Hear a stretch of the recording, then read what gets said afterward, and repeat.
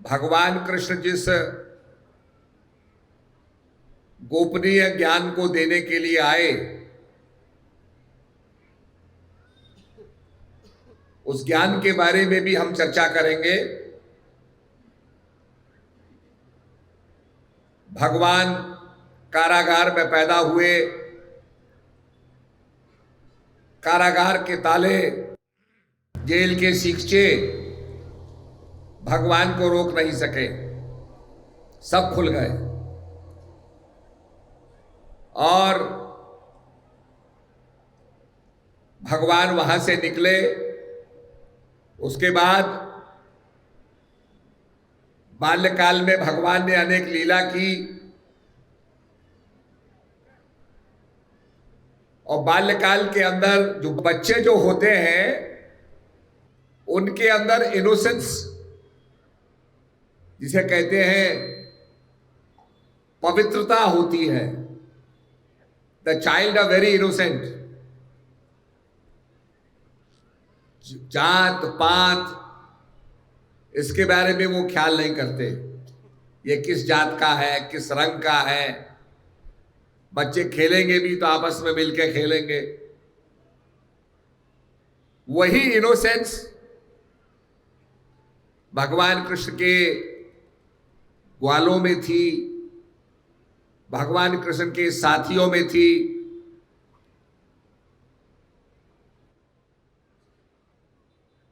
और भगवान ने कहा, यदा यदा ही धर्मस्य ग्लानिर्भवति भारता, जब जब धर्म की हानि होगी,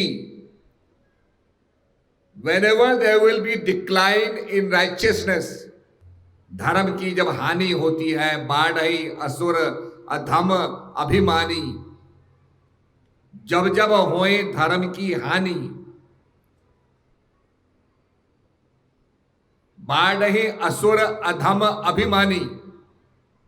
कुछ समय तो लोग ये समझते थे ये कैसे फीजिबल होगा, आजकल तो कानून बना हुआ है, लोग सिविलाइज्ड हो गए हैं, अब तो राक्षस भी नहीं रहे।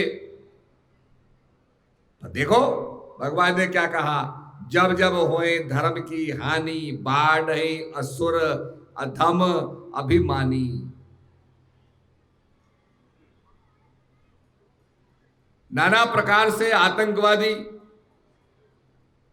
नाना प्रकार के अपने ऊपर बम बांध लेंगे, अपने आप भी मरेंगे, दूसरों को भी मारेंगे। We will kill ourselves and kill everybody.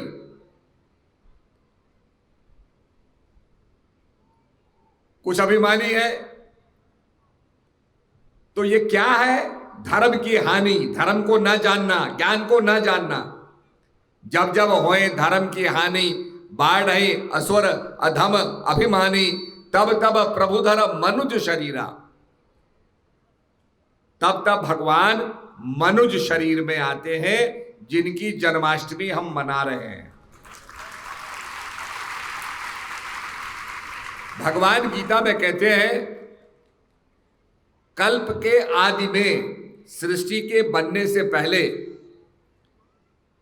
जिसको हम वैज्ञानिक में बिग बैंग कहते हैं, कि बिग बैंग के बाद ये पृथ्वी जो है आई, इससे पहले भगवान कहते हैं, कल्प के आदि में मैंने यह ज्ञान सूर्य को दिया, सूर्य से वैवस्वान को दिया, वैवस्वान से ये राज ऋषियों में गया, और ये अनावर्त एक कड़ी के रूप में ये ज्ञान बांटा जा रहा है। जब जब इसमें डिक्लाइन होता है, जब जब इसकी कड़ी टूटती है, मैं उसको स्थापित करने आता हूं। पवित्राय च साधूनाम विनाशाय च दुष्कृताम धर्म संस्थापनार्थाय संभवामि युगे युगे। ये भगवान ने कहा,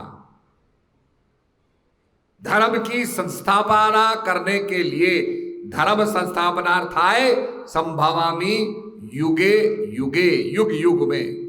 एक युग का जिक्र नहीं किया, it is a continuous process. भगवान कृष्ण ने जो उनका सबसे प्रिय सखा था, उसको क्या दिया? उसको ज्ञान दिया। और भगवान कहते हैं कि मेरी प्राप्ति कैसे होगी? न यज्ञ से, न दान से, न व्रत से। मेरी प्राप्ति अनन्य भक्ति से होगी। अनन्य, जो निरंतर हो, जिसमें फ्लक्चुएशन ना हो। अगर आपकी बिजली टिमटिमाती रहे, आ जाए चली जाए, आ जाए चली जाए, तो आप कहेंगे क्या हो रहा है ये? आपकी मशीनें काम नहीं करेंगी। आप चाहते हैं बिजली का फ्लो कांस्टेंट रहे। ऐसे ही जो कांस्टेंट भक्ति है, अनन्य भक्ति है, उससे मेरी प्राप्ति होगी। तो ये भगवान ने कहा, और अर्जुन ने युद्ध को जीता, धर्म की स्थापना हुई। उसके बाद भगवान कृष्ण ने कहा पांडवों से कि तुम हिमालय की तरफ जाओ, और ये देखने के लिए कि किसके अंदर क्या बॉन्डिंग है। हिमालय में गए, द्रौपदी गिर गई। जो जो द्रौपदी के पीछे गया वो सब गलते चले गए, केवल युधिष्ठिर महाराज आगे बढ़ते गए। युधिष्ठिर महाराज के साथ एक कुत्ता था। स्वर्ग से विमान आया, देवता आए, महाराज आप पधारो। आप ही ऐसे व्यक्ति हैं जिसके अंदर कोई बंधन नहीं है, निर्मोही है, निष्काम है, हम आपका स्वागत करते हैं। युधिष्ठिर महाराज बैठने वाले ही थे, तभी उनका कुत्ता भी आने लगा। तो देवताओं ने कहा महाराज स्वर्ग में कुत्ते की जरूरत नहीं है, ये नहीं जा सकता। तो युधिष्ठिर महाराज ने कहा अगर ये नहीं जा सकता तो मैं भी नहीं जाऊंगा। ये मेरे साथ पूरे यात्रा करते करते पहुंचा। तो जब ये कहा तो देवता और प्रसन्न हो गए, और कुत्ते की जगह धर्मराज प्रकट हुए। उन्होंने कहा मैं यही देखना चाहता था कि तुम सत्य का साथ छोड़ते हो या नहीं छोड़ते हो। आओ, तुम्हारा स्वागत है, धन्य हो। तो कहने का अभिप्राय यह है कि भगवान कृष्ण ने विदुरानी के घर दुर्योधन के मेवा त्यागे, साग विदुर घर खाई। क्यों? सबसे ऊंची प्रेम सगाई। विदुरानी के अंदर प्रेम था, और प्रेम के वशीभूत होकर भगवान दुर्योधन के मेवा त्याग देते हैं, विदुरानी के घर जाते हैं और कहते हैं विदुरानी कुछ तो बचा होगा। बोला महाराज भोजन तो खत्म हो गया, अरे कुछ तो होगा। तो कढ़ाई में थोड़ा साग लगा था, उसी को खुर्च करके भगवान ने खाया। भगवान ने खाया तो संसार ने खाया। एक संत का उल्लेख आता है कि संत रास रचाते थे और कहते थे मेरे रास में श्री कृष्ण और राधा पधारते हैं। ज्ञानेश्वर महाराज ने बहुत समझाया, सत्संग सुनाया। उन्होंने कहा नहीं, आप देखो मेरे रास में भगवान पधारते हैं। उन्होंने कहा ठीक है, अगर ऐसी बात है तो हमें दिखाओ। रास होने लगा। रास में वो संत नाचने लगे, और नाचते नाचते उन्होंने कहा मैंने कृष्ण का हाथ पकड़ लिया। हाथ पकड़ लिया, लोगों ने कहा पकड़ के रखना। जब वहां रोशनी की तो क्या देखते हैं कि उस संत ने अपना ही हाथ पकड़ा था। तो अपन को आप ही में पायो, शब्द ही शब्द भयो उजियारो, सतगुरु भेद बतायो, अपन को आप ही में पायो। अपने आप को अपने अंदर पाओ। भगवान श्री कृष्ण महाराज राधा रानी के साथ, गोपियों के साथ रास रचते थे। और रास रचना भी उनका, जैसे आपने देखा होगा, एक एटम के अंदर न्यूक्लियस होता है, न्यूक्लियस के अंदर बीच में प्रोटॉन न्यूट्रॉन है और इलेक्ट्रॉन परिक्रमा कर रहे हैं। ये भी ठीक राशि ही है। It is the cosmic dance that is happening in the every speck of matter. पूरी संसार के अंदर, कण कण के अंदर यही रास हो रहा है, जिसमें न्यूक्लियस है और न्यूक्लियस के चारों तरफ इलेक्ट्रॉन्स परिक्रमा कर रहे हैं।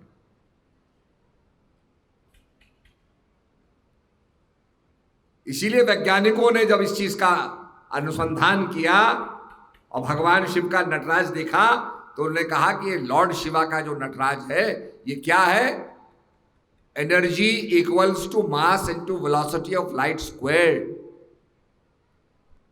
ये एनर्जी मास इक्वेशन है और विज्ञान कहता है कि energy is neither created nor it is destroyed. शक्ति का जन्म नहीं होता, शक्ति का मरण नहीं होता, इट इज नॉट डिस्ट्रॉयड। जिसको हमारे शास्त्रों में दूसरे ढंग से कहा गया, नैनम चिंतन्ति शास्त्राणि नैनम दहति पावका न चैनम क्लेदन्ति तापो न शोषति मारुत। हे अर्जुन, ये आत्मा अजर अमर और अविनाशी है। अस्त्र शस्त्र इसको काट नहीं सकते हैं, अग्नि इसको जला नहीं सकती है, पानी इसको गला नहीं सकता है, वायु इसको उड़ा नहीं सकती। इट इज बियॉन्ड डिस्ट्रक्शन, इसका नाश नहीं होता है।